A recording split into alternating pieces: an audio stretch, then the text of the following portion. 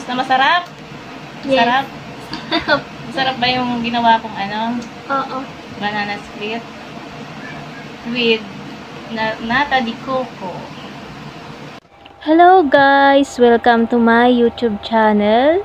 Dahil sa 100k subscribers na ako, 100 lang, 100 subscribers na ako, ay gagawa tayo ng banana split.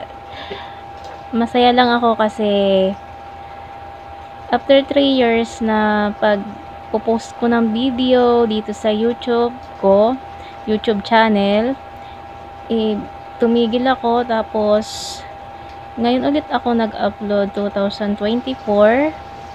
Then dati wala akong subscribers dito sa aking channel, tapos pagtingin ko bigla siyang 100 na siya.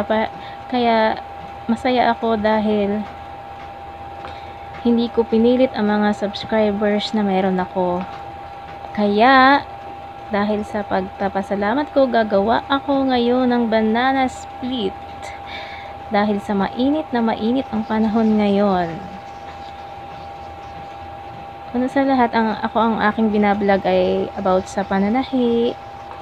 Pero gusto ko mag-vlog ng iba-iba, pagluluto, crafting, at kahit ano na gusto ko na masaya na ginagawa ko. Kaya gusto ko subukan lahat na gusto kong gawin sa pag-vlog. Marami kasi akong gustong gawin na gusto kong ma-discover ang aking sarili, kung saan ba talaga ako masaya. Pero minsan masaya ako magluto, masaya ako magtahi-tahi ng mga ginagawa ko sa pag-vlog, crafting, at kung ano-ano pa. Siguro ang gagawin ko na lang ay para maging masaya ako, vlog na lang siguro ng kahit ano. At sana suportahan nyo ako sa aking mga subscribers kung saan man kayong lupalop ng mundo. Thank you very much. At ngayon nga ay ilagay na natin itong saging kasi kumukulo na itong ating tubig. Nilagay ko nga pala dito ay yung dahon ng pandan kasi hindi ako nakabili ng vanilla flavor. Kaya okay naman itong dahon ng pandan na nakuha ko sa labas ng bahay namin. At lagyan ito ng 2 tasang sugar. At kung kayo gagawa ay kayo na ang bahala kung gaano karami ng asukal ang gusto nyo. At lagyan natin ng asin para pampabalance ng lasa.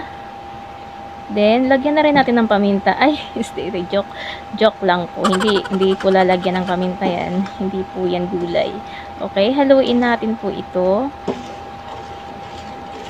hanggang sa maging malapot ang ating saging. Hi! Sobrang init sa kusina ako habang nagluluto ako. Kasi yung aming bubong sa taas ay transparent. At ayan, luto na ang ating banana.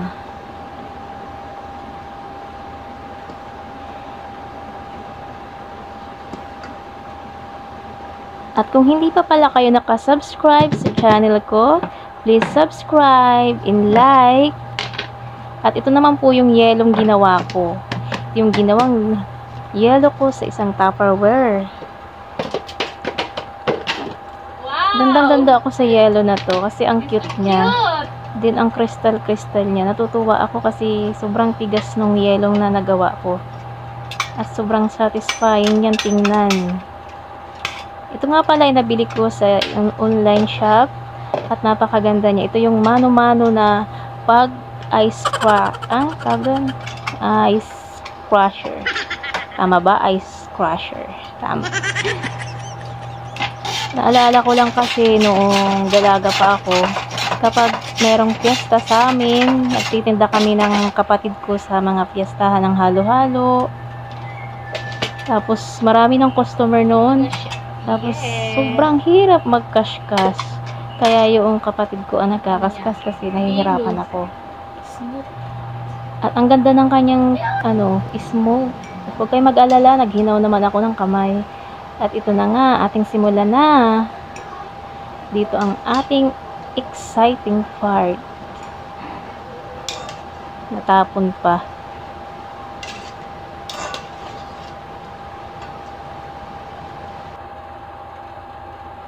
Isa nga pala ito sa paborito ng aking anak, ang mga malalamig na pagkain at matatamis na pagkain. Sobrang favorite niya ito.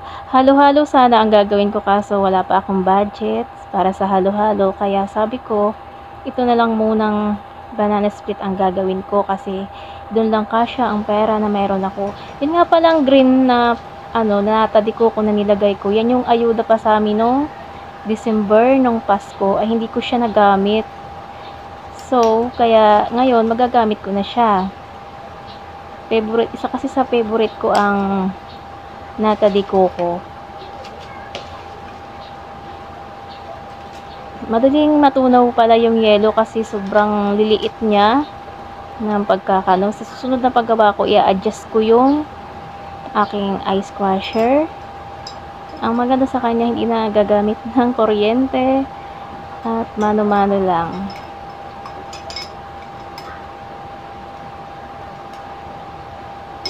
Ang bango nung noong nata de coco. Ang bango niya, parang ang sarap-sarap niyang nguyang-nguyain. At ngayon, lagyan na natin ng gatas. Ay, natapon. Hindi pa kasi ako marunong maglagay, kaya nagtatapon-tapon na. Pero okay lang yan. Kami lang naman ang kakain yan. Hindi naman yan paninda. Kaya okay lang. Oh, perfect ko to. Ito na siya. Ang cute Kumusta? niya. Masarap? Yes. Sarap? Sarap ba yung ginawa kong Oo. banana split? With nata de coco. Ano masasabi mo? Sakto lang ang tamis?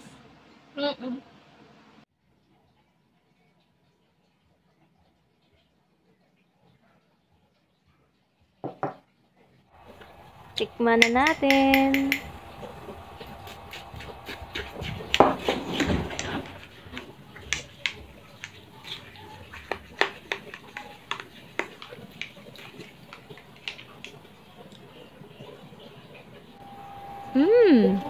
Lamig.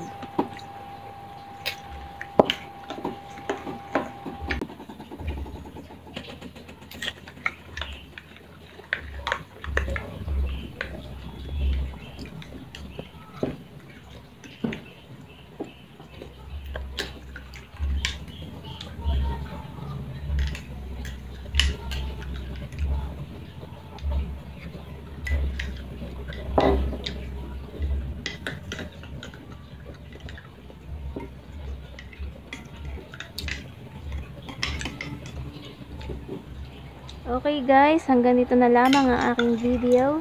Thank you very much for watching. God bless. Love you. Take care. Bye.